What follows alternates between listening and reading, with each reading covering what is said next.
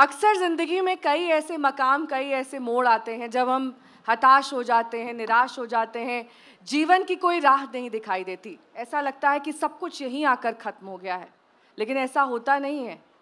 जीवन चलायमान है, जीवन हमेशा एक ऐसे पाथ पे, एक ऐसे पथ पर आपको ले जाता है जो कहीं ना कहीं सकारात्मक और नकारात्मक दोनों अनुभवों से आपको रूबरू कराता है। हमारे मेहमानों का अलग अलग परिचय मैं दूं, लेकिन उससे पहले एक कॉमन परिचय इनका दे देती हूँ कि ये सभी ट्रैवल से जुड़े हुए हैं, यानी कि यात्रा करना इन्हें बहुत अच्छा लगता है। अब सबसे पहले बात उमेश पंत जी की कर लेते हैं, क्योंकि उमेश जी बहुत सालों से लिखते आ रहे हैं, अगर मैं गलत नहीं हूँ, और ज़्यादातर इनकी लेखनी जो है वो यात्रा से जुड़ी हुई है। बिल्कुल बिल्कुल। और ऐसा उमेश जी क्यों है? क्यों आपको यात्राएं अलग अलग अनुभव देती हैं और उसके बाद आप उन यादों को कविताओं में, लेखनी में उकेर देते हैं?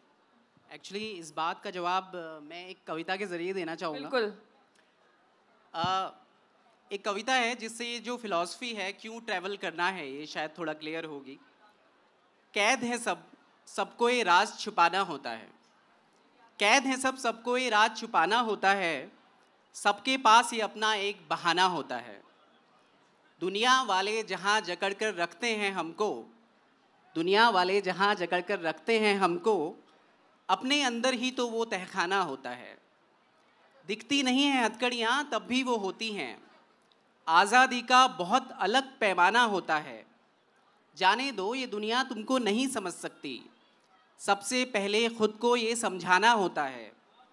सबकी शर्त को पूरा ना कर पाना ही आखिर अपनी शर्त पे जीने का हर्जाना होता है। खुद से अगर मिलना हो तो एक शर्त है छोटी सी, आपको अपने आप से बाहर आना होता है।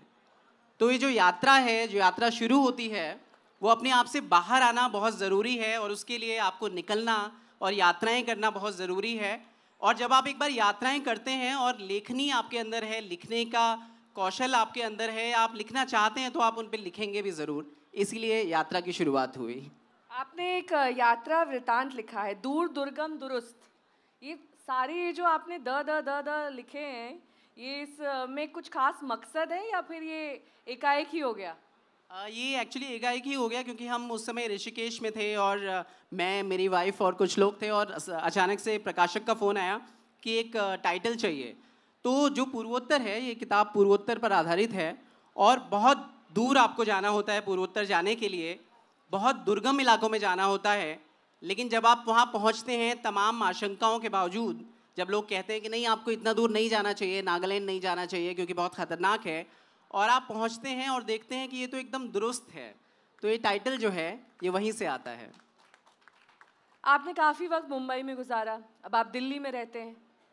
क्या फ़र्क पाते हैं दोनों जगहों में? क्योंकि जो दिल्ली वासी होता है ना, वो मुंबई जाकर सेटल नहीं हो पाता है, और जो मुंबई का होता है वो दिल्ली को अच्छा नहीं मानता है। यहाँ धूल है, प्रदूषण है, समुद्र का किनारा नहीं है। क्या है फ़र्क, आप देख पाते हैं? मुझे लगता है, मुझे तो खैर कोई भी शहर अच्छा लगता है। मैं लखनऊ गया, वहाँ भी रहा और वहाँ भी मैं भी रम गया। लखनऊ की हूँ। अच्छा। तो लखनऊ की भी बातें हम करेंगे, लेकिन पहले दिल्ली और मुंबई की बात कर लेते हैं। हाँ, दिल्ली, देखिए मुंबई में एक बड़ी अच्छी बात लगी। दिल्ली में कुछ समय रहने के बाद हम मुंबई गए और वहाँ पे रात के 12 बजे मैंने देखा कि स्कूटी पे एक लड़की अकेली चला रही है। ये जो सेफ्टी का सेंस है, ये मुंबई आपको देता है, ये दिल्ली आपको नहीं देता। तो ये जो मुझे मुख्य फ़र्क है वो लगा। दूसरा, समंदर का किनारा तो एक यूएसपी है ही। तो बॉम्बे में जब आप जाते हैं तो वहाँ पे आपको समंदर का किनारा मिलता है और आसपास बहुत सारे किनारे मिलते हैं खूबसूरत। तो इस लिहाज से देखें तो बॉम्बे बेहतर लगता है। लेकिन दिल्ली जो है वो पहाड़ों के नज़दीक है, और पहाड़, क्योंकि मैं उत्तराखंड से हूँ, मेरा होम टाउन वहीं है, तो इसीलिए इस लिहाज से मुझे दिल्ली भी अच्छा लगता है।